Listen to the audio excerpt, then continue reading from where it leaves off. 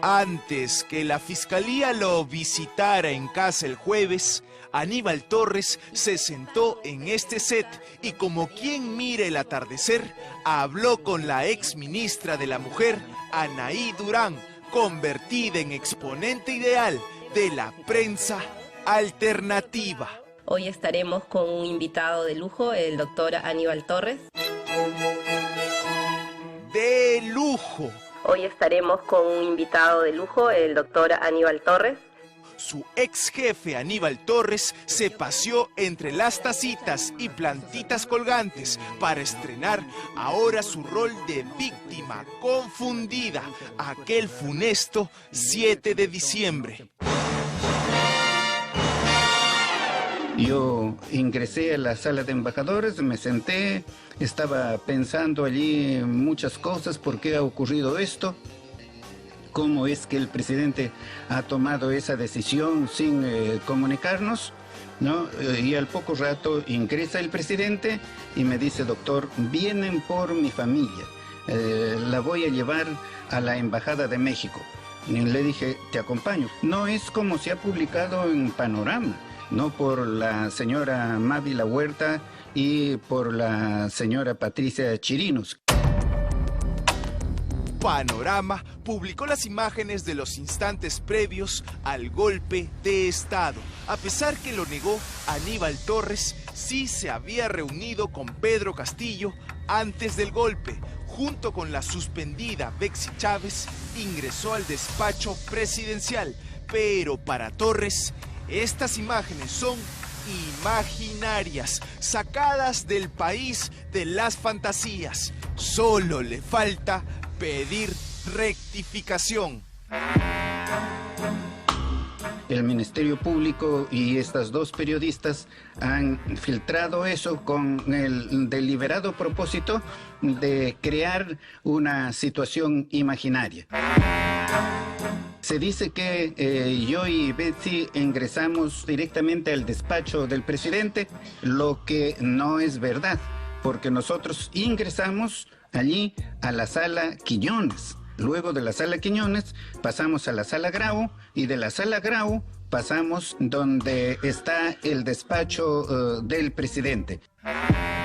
Torres acepta haber ingresado al despacho presidencial previamente al golpe. Sin embargo, distorsionando la lógica, señala que el hecho de que Pedro, Betsy y él se juntaran y los tres conversaran en un mismo lugar, este hecho, según él, no puede ser llamado reunión. Ese día 7 de diciembre, pasadas las 11 de la mañana, el presidente me llama a mí y a la premier para que concurramos a su despacho. Lo único que hubo es que ingresamos, saludamos, se produce esta conversación con el presidente sobre el hecho de que la premier debe traer a la prensa. ¿Cómo iba a haber reunión si la premier estaba fuera? Esa es solamente una imaginación de estas dos periodistas.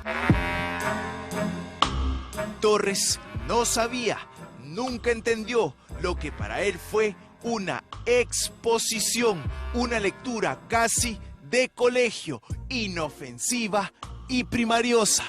Comenzó su exposición, su lectura de su discurso y al final menciona el cierre del Congreso y de otras instituciones del Estado. Eso nos causó una enorme sorpresa porque en ningún momento se había hablado de eso, en ningún momento el Consejo de Ministros había acordado eso. Y yo me acerco y le digo: ¿y has coordinado con las Fuerzas Armadas? Porque lo que él menciona es un golpe y un golpe no se puede hacer sin la concurrencia de las Fuerzas Armadas. Y él me contestó: no se preocupe, doctor. En medio de su confusión y con preguntas que invitaban al monólogo, Torres aprovechó también para volver a mentir. Para él, la vacancia no existe. De manera que no hay vacancia. Por tanto, Castillo es el presidente del Perú. La comunidad considera, gran sector de la comunidad, que el presidente sigue siendo Pedro Castillo. Si Castillo está en la cárcel, no es por el golpe de Estado, tampoco por corrupción ni coimas, sino porque es un ciudadano de provincia. Como es una persona del campo, un profesor de escuela rural. Las palabras de Torres calaban en el corazón de quien bien podría votar por él. Anaí Durán dejó el cargo, pero no dejó la plata del Estado. Renunció a su propio partido por ser consultora de la presidencia del Consejo de Ministros, cobrando 15.000 soles. Todo un ejemplo de lealtad partidaria. Había ya, y es una hipótesis, ¿no? Una decisión deliberada de la derecha peruana, de los grupos de poder, de impedir que Castillo hiciera un gobierno exitoso por un lado. De la que nos perdimos, un gobierno exitoso con un Pedro Castillo solo ocurre cada 200 años, cada bicentenario. Hasta entonces, el golpista seguirá siendo la víctima. Aquí lo que pasó es que no pudieron comprar al presidente Castillo ni a sus ministros. Ese fue su gran problema, por lo tanto ellos tenían que luchar hasta destituirlo. Toda una épica creada. Tanta es su soberbia que ni el historiador Jorge Basadre ni José Carlos Mariátegui pudieron contar mejor la realidad peruana como la contó Aníbal Torres Vázquez. Nosotros no hemos dividido el Perú. Nosotros lo que hemos hecho es narrar la realidad tal cual se produce allí. Pero que ya lo hicieron Víctor Andrés Belaúnde, José Carlos Mariátegui, Basadre. Lo que pasa es que ellos, en sus discursos, para no enfrentarse con ese poder, tremendo poder económico que hay en el país, no maquillaron su exposición. Como él no maquilla nada, Torres confiesa que admira a todos los peruanos que protestaron recientemente, pero en especial a las puneñas, porque no tienen la cara pintada. Mi admiración total, porque es una mujer que no tiene la cara pintada, no tiene la cara allí transformada. Abajo las mujeres que se maquillan, ni la iglesia se salvó de su furia. E invoco a la iglesia para que también reaccione, porque la iglesia también se puso del lado de los vacantes. Y ahora cuando han venido los campesinos del sur, del centro, a reclamar sus derechos en Lima y no tenían dónde dormir, no tenían qué comer, estaban allí en las calles, no abrieron las iglesias para darle posada a esta gente. Si Cristo viniera ahora, les sacaría a patadas ustedes de la iglesia, porque ustedes no merecen estar allí, porque ustedes no son humanos. Aníbal Torres claramente no predica con el ejemplo.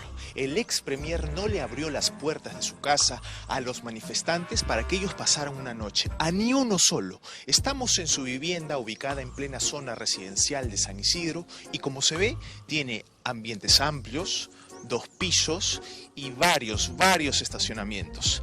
Si Cristo bajara, como él mismo dice, a él también tendrían que agarrarlo a patadas. La fiscalía allanó el tremendo espacio que no dio posada a los protestantes en busca de información relacionada con el golpe de Estado. Aníbal Torres, con polo y sandalias, aún no termina de responderle a la justicia por su participación aquel 7 de diciembre del 2022, pero ya evalúa lanzar su candidatura presidencial. Y es posible que vayamos a una candidatura. Aníbal, muchas gracias. Presidente. Muchas gracias, Aníbal. Si primero llegó el peor alumno, ahora, ¿por qué no el verdadero maestro?